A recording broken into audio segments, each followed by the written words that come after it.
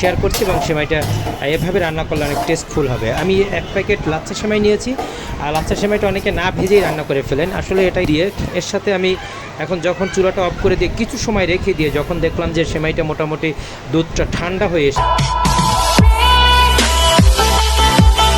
আসসালামু আলাইকুম। আজকে আমি আপনাদের জন্য নিয়ে আসলাম সেমাই রান্না করা। আসলে এই খাবারটা ঈদে পর্বে বা বিভিন্ন মেহমান আসলে অনেকের বাসায় সেমাই রান্না করা হয়।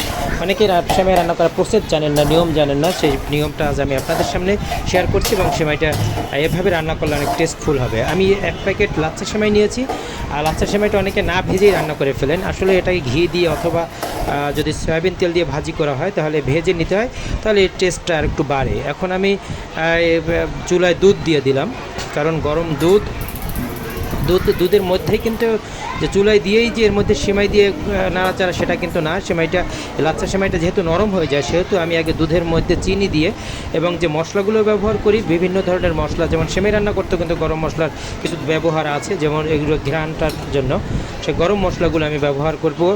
এর মধ্যে দিয়ে দিলাম হচ্ছে 2-3টা এলাচ দিয়ে দিলাম, কারণ এখন বেশি পরিমাণে আবার ব্যবহার করা যাবে না। 2-3টা এলাচ, দারুচিনি এবং বাদাম ও কিশমিশ। বাদাম এবং কিশমিশ কিন্তু একটা সেমাইয়ের একটা বড় গুরুত্বপূর্ণ উপাদান। এই বাদাম কিশমিশ ছাড়া কিন্তু আসলে সেমাইটা বেশি টেস্টফুল হয় না। তাই আমি পর্যাপ্ত পরিমাণে বাদাম কিশমিশ দিয়ে দিয়েছি এবং এর মধ্যে দিলাম শেষ পর্যন্ত একটু গুঁড়ো দুধ। আমি আপনাদের সাথে ইতিপূর্বেই বলেছি যে এই প্রসেসে যে রান্না করবেন তার রান্নাটা আরও সুস্বাদু হবে এবং মজাদার হবে অনেক।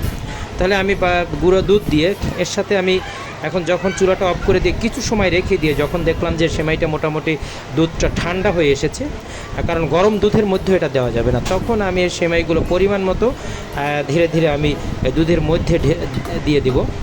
একটু নাড়াচাড়া করে নিতে হবে, কারণ যেন ভালোভাবে মিশে যায়। তো এক প্যাকেট সেমাই রান্না করার জন্য যতটুকু দুধ আমি নিয়েছি, হয়তো 1.25 কেজির মতো দুধ নিয়েছি। জাল দিয়ে একটু ঘন করে ফেলেছি বিধায় আমি এক প্যাকেট সেমাই এখানে রান্না করতে পারলাম না। তা 15-20 মিনিট পরে দেখেন এই সেমাই দুধটা অনেকটা কমে গিয়েছে এবং সেমাইটায় সে দুধটা নিয়ে নিয়েছে। পরিবেশন করলাম দারুণ স্বাদের সেমাই রান্না করা। দেখেন কিশমিশ বাদামগুলো দেখা যাচ্ছে এবং ঘন দুধটাও বোঝা যাচ্ছে। আর ধন্যবাদ সবাইকে। আমাদের চ্যানেলটা